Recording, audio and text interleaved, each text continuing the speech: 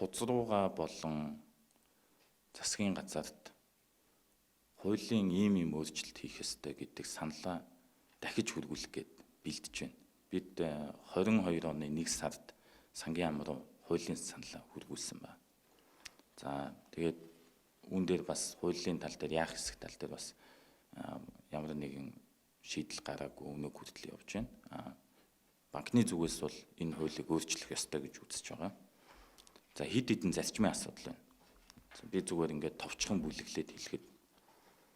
За нэгдүгээрт ямар төсөл санхүүжүүлэх юм бэ гэдгийг улсын хурал болон засгийн газар шийдэх ёстой гэсэн байр суурьтай байна.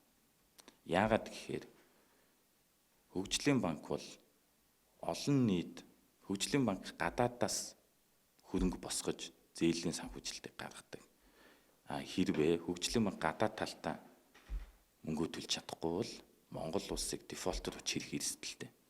Өөрөөр хэлбэл татвар төлөгч бидний карманаас тэрэнд гарна гэсэн.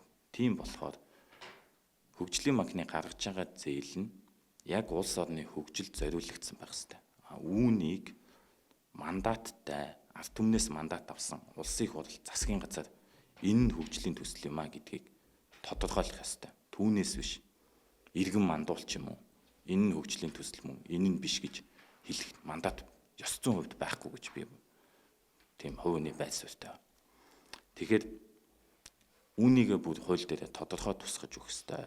Гэхдээ өмнөх алдааг бас давтаж болохгүй. Улсын хурал засгийн газараас энэ эдгээр хөгжлийн төслүүдийг хөгжлийн банк санхүүжүүлж болно гэж зааж өгсөний дагуу тэр дотор нь хөгжлийн банк өөрөө санхүүгийн судалгаа дүн шинжилгээгээ хийгээд тээзүүн үнэхээр иргэн төлөгдөх боломжтой юм уу гэдгийг нь хангалттай баталсны үндсэн дээр зээлээ гаргаж байгаа хэвээр. Харин яг зээл гаргах шийдвэрийг бол хөгжлийн банк хараа тусаар бие даан гаргах ёстой. Ийм зарчмын асуудлыг хууль дээр тусгаж өгөх ёстой гэж бодож байна. За хоёрдугаар нэг асуудал бол бас таны энэ хүндэж байгаа. Хяналт шалгалтын асуудал байгаа. За үүнийг бол маш тодорхой зааж өгөх ёстой. Хяналт шалгалт хийх субъект нь засгийн газрын хувьд бол ер нь санхүүгийн хяналт нь сангийн аман дээр байдаг. Гэтэл сангийн ам нь өөрөө одоо манай хөгжлийн банкны хувьцаа эзэмшигчийн эрх үүргийг хэрэгжүүлээ явж байна. Өөрөөр хэлбэл одоо өөрийгөө шалгах гэдэг гэсэн үг шүү дээ. Энэ бол яг логикийн хувьд, зарчмын хувьд бол буруу шийдэл гэж би харж байна. Тэгэхээр хяналт шалгалтын асуудлыг маш тодорхой болгож өгөх ёстой. За хяналт шалгалт хийдэг субъект нь өөрөө тухайн хөгжлийн банкыг удирдах байгаа, чиглүүлж бодлогоор шийдэж өгч байгаа тэрхүү субъектээс тусдаа байж иж энэ хяналт шалгалт нь үр дүнтэй болно. Хоёрдугаар тухайн хяналт шалгалтаа эргүүлээд зөрчил дутагдал нь арилгаж байна уу гэдэг дээрээ бас хяналт тавих хэрэгтэй. Тэр явцын хяналт гэдэг зүйл.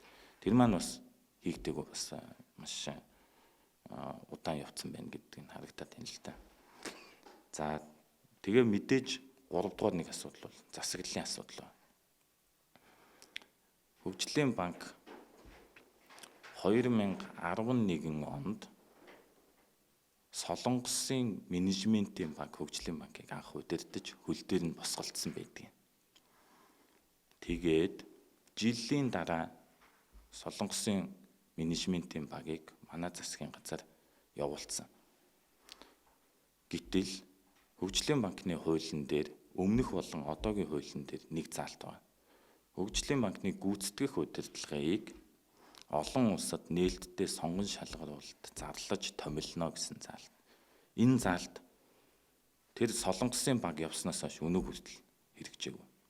Өөрөөр хэлбэл үе үеийн гүйцэтгэх захирал болон удирдах албаны тушаалтнууд нь легитим чадамжгүйгээр ажиллаж ирсэн гэсэн үүрэг гүйцэтгэгч. Би одоо жишээ нь үүрэг гүйцэтгэгч байна.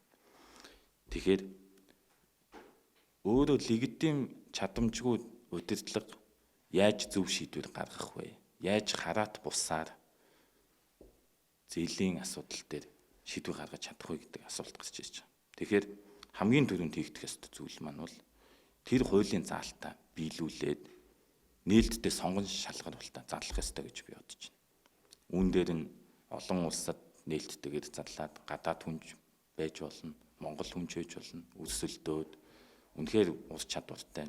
Тэгжээж тэр хүн чинь дараа нь зээлийн энэ том шийдвэрүүдийг хараа тусаар гаргах чадамжтай хүн байх ёстой байхгүй юу? Тэгхгүйгээр хин нэг сайдын ч юм уу томилсон, тохирон дундаар томилогдсон хүмүүс тухайн томилсон хүмүүсийнхээ үгийг дагахаас өөр аргагүй ийм байдалд ороод байгаа л гэж би зүгээр засаглалын хувьд харагдаж байна.